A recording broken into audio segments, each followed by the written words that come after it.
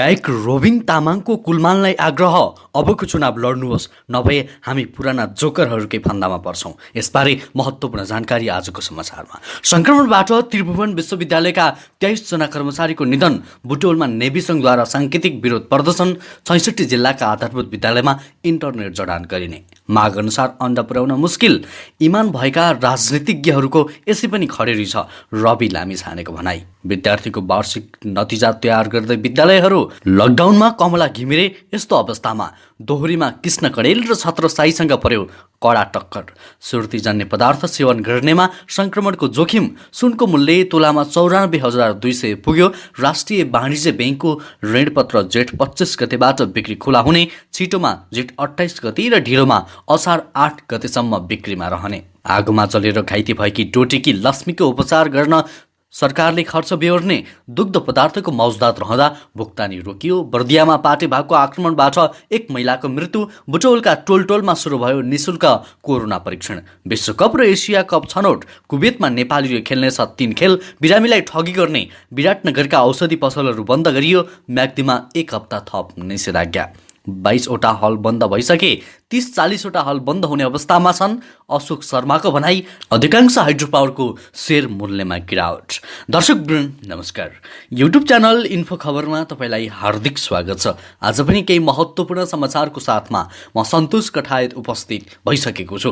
पुरा समाचार अत्यन्तै धेरै महत्त्वपूर्ण भएकाले अन्तिमसम्म समाचारलाई हेर्न नबिर्सिनुहोला र कुन ठाउँ, कुन जिल्ला र कुन देशबाट हाम्रो समाचारलाई यति बेला प्रत्यक्ष हेरिरहनु भएको छ कमेन्ट बक्समा जानकारी गराउन नबिर्सिनुहोला। आजको पहिलो समाचार सुरु गर्न चाहन्छु। पूर्व प्रहरी तथा सामाजिक अभियन्ता रमेश खरेल अस्पतालबाट घर फर्किएका छन्। कोरोना संक्रमणका कारण उनी गम्भीर बिरामी भएका थिए। निमोनियाका कारण उनलाई भेन्टिलेटरमा समेत राखेर उपचार गरिएको थियो। करिब 3 साता लामो उपचारपछि उनी नेपाल प्रहरी अस्पतालबाट डिस्चार्ज भएका छन्। त्यसैगरी गायक तथा अभिनेता रोबिन तामाङले नेपाल विद्युत प्राधिकरणका पूर्व कार्यकारी निर्देशक कुलमान घिसिङलाई आग्रह गरेका छन्।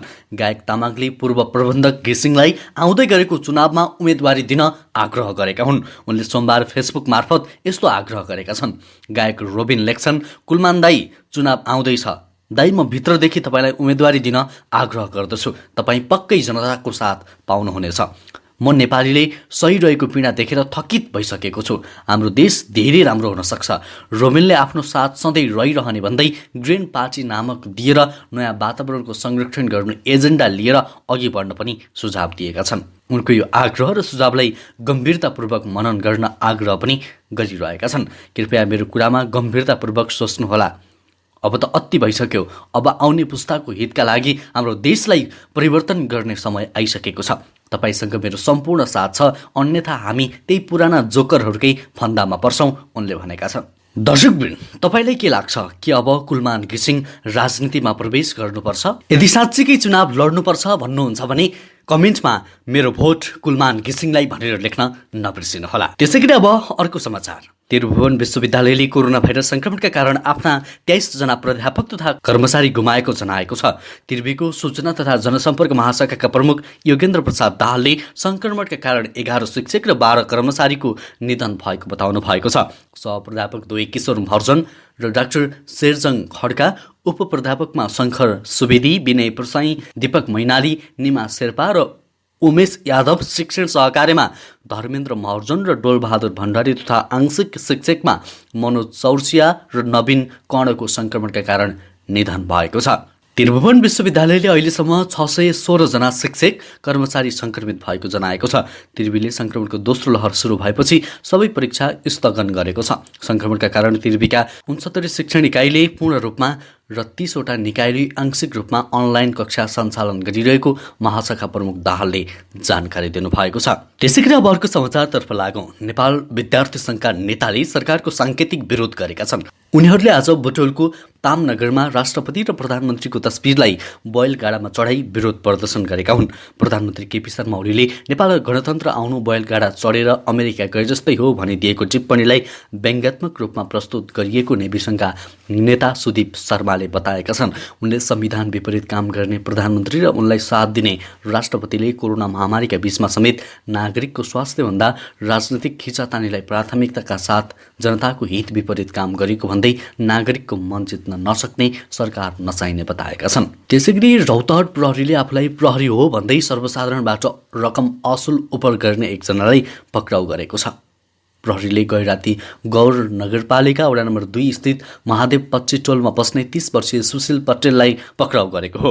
पक्राउ परेका पटेलले स्थानीय आफू प्रहरी हुँ भन्दै धम्की दिने गरेको र निषेधाज्ञाको समयमा मानिस र सामानहरू नेपाल भारत सीमाबाट आउटजाउट गराइदिने प्रलोभन दिई स्थानीय मानिसहरूबाट रकम असुल्दै आएको जिल्ला प्रहरी कार्यालय रौतहटका प्रवक्ता प्रहरी नायक उपरीक्षक भरत श्रेष्ठले जानकारी दिनुभयो। त्यसैगरी अब चर्चित सञ्चारकर्मी रवि लामिछानेको प्रसङ्ग। विवेकशील साझा पार्टीका पूर्व अध्यक्ष उज्जवल थापालाई चर्चित सञ्चारकर्मी रवि लामिछानेले स्वास्थ्य लाभको कामना गरेका छन्। उनले फेसबुकमा एक भिडियो सार्वजनिक गर्दै यस्तो लेखेका छन्। पुरानो भिडियो भेटियो। हिजो पनि उज्जवल थापाजीको इमानको राजनीतिको मुक्त कण्ठले प्रशंसा गरिएको हो।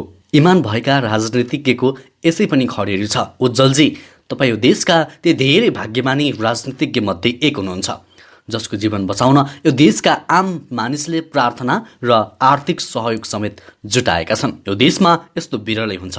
शीघ्र स्वास्थ्य लाभको कामना भनेर फेसबुकमा स्ट्याटस पोस्ट गर्नुभएको छ।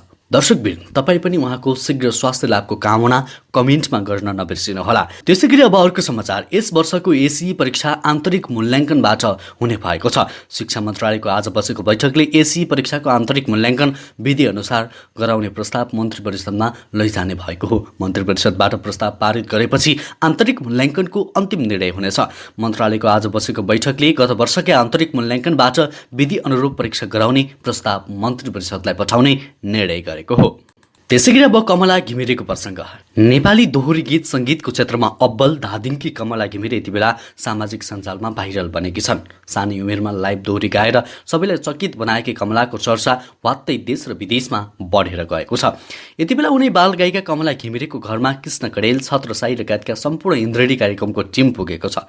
निषेधाज्ञाका कारण विद्यालय बन्द हुँदा उनी घरायसी काममा नै व्यस्त देखिन्छन्। स्कुल बन्द भए पनि अनलाइन कक्षा मार्फत पढाइ चलिरहेको उनले बताएकी छन्।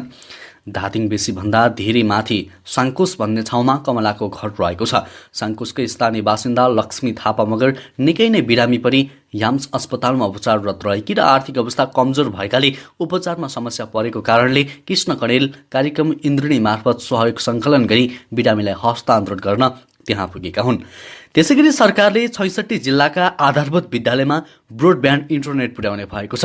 ग्रामीण दूरसञ्चार विकास कोषको रकम प्रयोग गरी ती विद्यालयमा इन्टरनेट सेवा जडान तथा सञ्चालनको तयारी थालिएको छ। नेपाल दूरसञ्चार प्राधिकरणले आज एक सूचना जारी गर्दै ती जिल्लाका स्थानीय तहलाई समझदारी पत्रमा हस्ताक्षर गर्न आग्रह गरेको छ। सूचना अनुसार विनाशकारी गोर्खा भूकम्पबाट अति प्रभावित काभ्रेपलाञ्चोक, सिन्धुपाल्चोक, रसुवा, नुवाकोट, दोलखा, सिन्धुली, रामेछाप र ओखलढुङ्गा र काठमाडौँ उपत्यकाका काठमाडौँ, ललितपुर र भक्तपुर बाहेकका जिल्लामा सबै आधारभूत विद्यालयमा इन्टरनेट जडान हुने जनाइएको छ। सूचनामा 15 दिनभित्र समझदारी पत्रमा हस्ताक्षर गर्न भनिएको छ। त्यसैगरी कोरोना संक्रमणका कारण देशभरि निषेधाज्ञा भइरहँदा अन्डाको माग धान्न मुस्किल परेको छ। निषेधाज्ञामा घरमा बसेकाले उपभोग बढाएपछि उत्पादनले धान्न कठिन हुँदै गएको अनुमान गरिएको छ। आफ्नै उत्पादन र सङ्कलन गरेर देशैभर अन्डा बिक्री गर्दै आएको दाउन्ने ग्रुप अफ पोल्ट्रीका कार्यकारी निर्देशक विनोद पोखरेलका माग अनुसार अन्डा पुर्याउन कठिन भएको बताउनु भएको छ। दैनिक 1,38,000 गोटा आफ्नै उत्पादन र त्यति नै सङ्ख्यामा कृषकको अन्डा सङ्कलन गरेर दाउन्नेले देशभर बिक्री गर्दै आइरहेको छ। देशकै सबैभन्दा ठूलो सञ्चालन सहितको सप्लायर्स दाउन्ने भएको जानकारी दिँदै उहाँले आफूले पालो मिलाएर मात्र अन्डा दिन सकेको बताउनुभयो। बीचका केही महिना उत्पादन निकै घटेको भए पनि अहिले बढ्दो क्रममा रहेको छ। यद्यपि पहिलेको तुलनामा पुग्न भने सकिएको छैन उहाँले बताउनुभयो। त्यसैगरी राष्ट्रिय वाणिज्य बैंक लिमिटेडले यही जेठ 25 गते मङ्गलबारदेखि 8.5% आरबिबिएल डिभेन्चर 2083 नामको ऋणपत्र बिक्री खुला गर्ने भएको छ। बैंकले 6 वर्ष अवधि भएको वार्षिक 8.50% ब्याजदर भएको कुल 2 अर्ब 50 करोड रुपियाँ मूल्य बराबरको ऋणपत्र बिक्री गर्न थालेको हो। यस ऋणपत्रको ब्याज अर्धवार्षिक रूपमा भुक्तानी गरिनेछ। 8.5 आरबिबी डिभेन्चर 2083 नामको प्रतिकिता 1000 दरका कुल 25 लाख किता ऋणमध्ये 60% अर्थात् 15 लाख किता व्यक्तिगत तवरबाट सङ्गठित संस्थाहरूलाई बिक्री गरिने र सोका लागि ऋणपत्र निष्कासन तथा बिक्री प्रबन्धक NIBL एस क्यापिटल्स लिमिटेड र निष्कासनकर्ता कम्पनी राष्ट्रिय वाणिज्य ब्याङ्क लिमिटेडको आपसी सहमतिमा बिक्री वितरण गरिने ब्याङ्कले जनाएको छ। त्यसैगरी गत वर्षको बन्दाबन्दीदेखिको दुग्ध पदार्थको मौजदात रहँदा किसानलाई समयमा नै रकम भुक्तानीमा समस्या भएको छ। डेरी उद्योगीहरूसँगको पर्याप्त मात्रामा दुग्ध पदार्थको मौजदात रहँदा तोकिएको समयमा किसानलाई रकम भुक्तानीमा समस्या भएको राष्ट्रिय दुग्ध विकास बोर्डले जनाएको छ। बोर्डका कार्यकारी निर्देशक डाक्टर राजेन्द्र यादवले धेरै मौजदात र पुनः जानकारी गरिएको निषेधाज्ञाका कारण दुग्ध पदार्थको खपतमा कमी आउँदा भुक्तानीमा समस्या भएको बताएका छन्। उनका अनुसार पछिल्लो समय 50%ले दुग्ध पदार्थको खपतमा कमी आएको छ। बुटौल उपमहानगरपालिकाले सोमबारदेखि कोभिडको निशुल्क परीक्षण सुरु गरेको छ। मोतीपुर, नयाँ गाउँ, तामनगर, सेमलाल, बुद्धनगर र उपमहानगरपालिकाका परिसरमा सुरु गरिएको सर्वसाधारणको निशुल्क परीक्षण 21 गतेसम्म जारी रहनेछ। सोमबार 62 जनाको परीक्षण भएकोमा 14 जनाले कोरोना संक्रमण देखिएको उपमहानगरपालिकाको स्वास्थ्य शाखाले जनाएको छ। सर्वसाधारणलाई पाएक पर्ने गरी मोतीपुर स्वास्थ्य चौकी, नयाँ गाउँ शहरी स्वास्थ्य प्रबन्धन केन्द्र र उपमहानगरपालिकाको कार्यालय परिसरमा एन्टिजेनबाट परीक्षण भइरहेको उपमहानगरपालिकाका प्रमुख शिवराज सुवेदीले बताएका छन्। बुटोलका सबै वडामा धेरै संक्रमित भेटिएका र संक्रमणको जोखिमपूर्ण क्षेत्र पहिचान गरी एकसाथ धेरैजनाको एन्टिजेनबाट परीक्षण सुरु गरिने उनले बताएका छन्। त्यसैगरी विराटनगर 9 स्थित अस्पताल चोकमा सञ्चालित औषधि पसलहरू औषधिको नाममा बिरामीहरूलाई ठगी गरेको उजुरी परेपछि अनुगमन गरेर 3वटा औषधि पसल बन्द गरिएको छ। औषधि व्यवस्था विभाग क्षेत्रीय कार्यालय विराटनगरको टोलीले सोमबार अनुगमन गरेर टाइम्स फर्म, रियाङ्सी, मेजिको र बोर्ड नराखिएको एउटा फार्मेसी बन्द गराएको छ। अनुगमन टोली आएको थाहा पाएपछि बोर्ड नटाँसिएको औषधि पसल बन्द गरेर सञ्चालक भने फरार भएका थिए। त्यसैगरी चलचित्र सङ्घका महासचिव तथा निर्देशक अशोक शर्माले कोभिडका कारण लकडाउन र निषेधाज्ञा हुँदा 22वटा चलचित्रहरू बन्द भएको उल्लेख गरेका छन्। उनले अझै 30 देखि 40वटा हलहरू बन्द हुने अवस्थामा रहेको जनाउँदै खरबौं रकम जोखिममा रहेको बताएका छन्। सरकारले सार्वजनिक गरेको बजेटमा असन्तुष्टि जनाउँदै बुदागत रूपमा टिप्पणी गरेका छन्।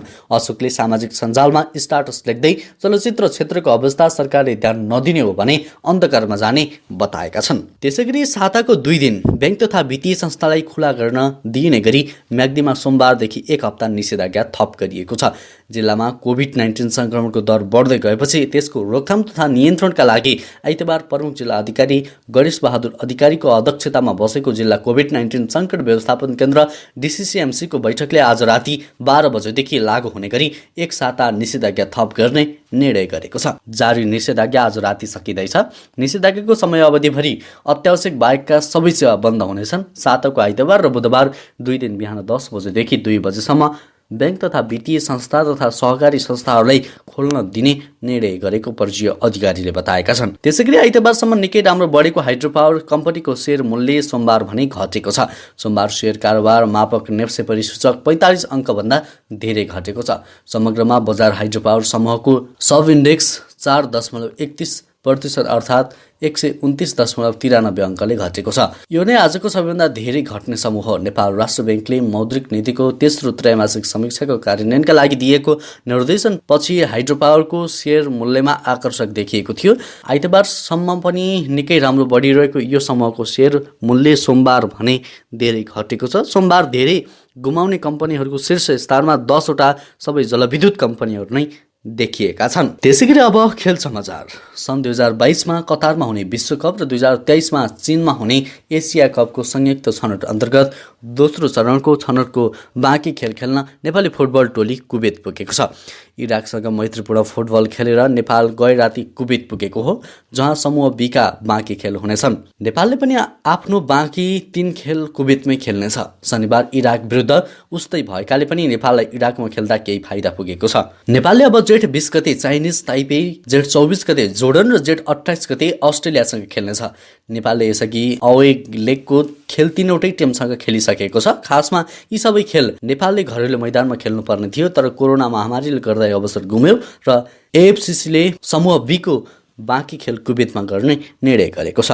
त्यसैगरी अब सुन सम्बन्धी जानकारी। गत हप्तादेखि निरन्तर उकालो लाग्न थालेको सुनको मूल्य बढ्ने हुने क्रम रोकिएको छ। नेपाल सुनचाँदी व्यवसाय महासङ्घका अनुसार गत अधिकतम 94% 94,000 प्रति तोलामा कारोबार भएको सुनको मूल्य सोमबार थप 2,000 रुपियाँले वृद्धि हुँदै 94,200 पुगेको छ। आज पनि प्रति तोला 5 रुपियाँले वृद्धि हुँदै 1,360 रुपियाँ कायम भएको महासङ्घले जनाएको छ। यता चाँदी भने सोमबार पनि प्रति तोला 5 रुपियाँले वृद्धि हुँदै 1,360 रुपियाँ कायम भएको महासङ्घले जनाएको छ। त्यसैगरी सुर्तीजन्य पदार्थ सेवन गर्ने व्यक्ति कोभिड-19 संक्रमणको उच्च जोखिममा हुने गरेको पुष्टि भएको छ। सुर्तीजन्य पदार्थको सेवनले फोक्सो मुटुमा असर पर्ने र संक्रमणले पनि फोक्सो र मुटुलाई बढी असर गर्ने बताइएको छ। संक्रमणको दोस्रो लहर देखिएपछि अधिकांश बिरामीमा फोक्सोमा र मुटुमा गम्भीर समस्या देखा परेको छ। अहिलेसम्म संक्रमितलाई धेरै जसोमा फोक्सोमा समस्या आई अक्सिजन दिनु परेको छ। स्वास्थ्य तथा जनसङ्ख्या मन्त्रालय र एक्सन नेपालले आज आयोजना गरेको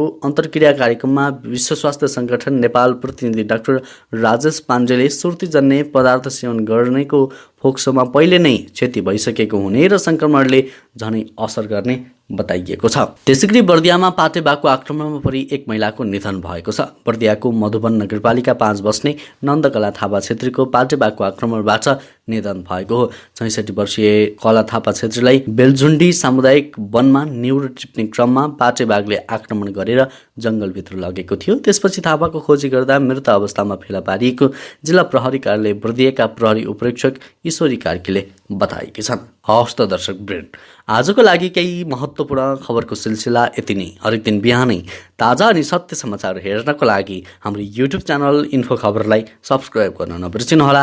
अहिलेलाई भने म लगायत हाम्रो सम्पूर्ण टिमलाई बिदा दिनुहोस्। नमस्कार।